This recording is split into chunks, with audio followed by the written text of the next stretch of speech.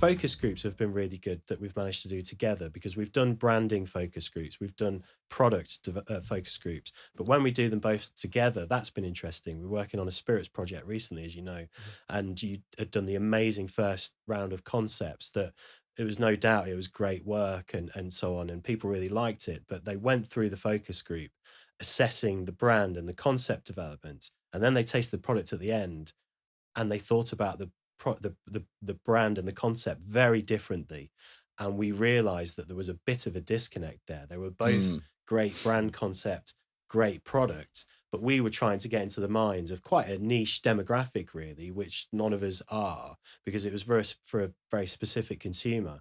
And try as you might to put yourself in the mind of those people and think what they might think, you can't always do that. And the benefit then of having done that focus group with the brand development and the product development happening at the same time had a real big impact on the direction of the rest of the brand development. Yeah, for sure. And I think there's nothing wrong with that as well. You're going through that process, and that's what makes it unique. That you're going through that process. It's better to learn now than you spend X amount on packaging and bottles and marketing. You pushed it out there and it's not aligning. So that whole process of like being like taking an idea, putting it together, testing it, whether it's focus groups, quant data, whatever it is, it's great to do at this stage, because then you learn your lessons and what you need to do. And like for that case, for example, there was a misalignment with taste, and it's now an easy thing to rectify.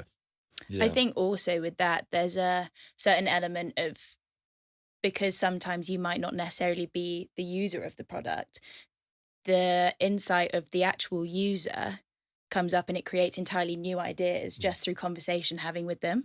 So, yeah. And that's what a focus group is good for. I think too many people rely on focus groups for validation, but you're never going to get that really from 6, 8, even 10 people. Even if you do 2 or 3 of them, it's still a very small sample size. It's the questions that it throws back as the outputs. You know, use your sort of consumer testing for that validation. There's another example where we've been developing a product that we thought was for a very specific usage occasion for breakfast. And so we started on that path, but actually then connecting with you guys and through some research, we discovered that it wasn't just for breakfast. And had it have been sort of siloed within that usage occasion, it would have really held the brand back and limited it.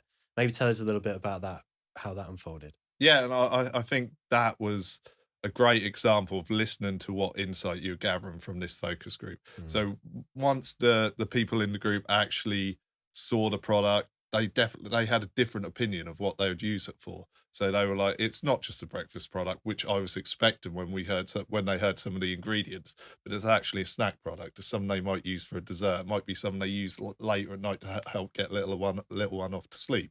And I think so we need to then think again, right, okay, the perception of this brand, what we need to communicate on pack alters. We then look at we looked at the tone of voice, the descriptor of how we talk about the product, what the visual even is on front of pack, how we shirt, do we focus more on the hero ingredients, all sort of factors which come into shape and align them with how consumers saw this product. So at the end of the day, the product was reaching more consumers than if it was necessarily a breakfast product. A lot more. A lot more. And we're able to validate that as well, weren't we, through doing an initial test on the perception to see what people perceive the product to be, making creative and messaging amends, and then retesting it and ensuring that like the perception had changed to what we were hoping it would be. And I really like the amount of testing that we do with the projects with you guys, because as product developers, we're sometimes hesitant to do things like focus groups and consumer testing. I mean, look, we sell the services, so of course, you know, there's a benefit for us to sell those services, but we've also seen how sometimes it can either be a waste of money. It can sometimes give you a false result because the consumer can't always articulate what they mean. They'll say bitter instead of astringent, or, you know, just as a random example. But actually in this work of understanding the overlap between product and brand, it has been great to do the different types of testing that we do, because we've got expertise, we've got confidence, but we're also not arrogant enough to think that we don't need to ask the consumer. You know, there are instances, and I find it more important actually on the branding side of things than I do on the product side of things, because food is subjective, sure. But, you know, people's perception of what tastes good and what doesn't. You know, someone will love a banana milkshake, someone else will hate it.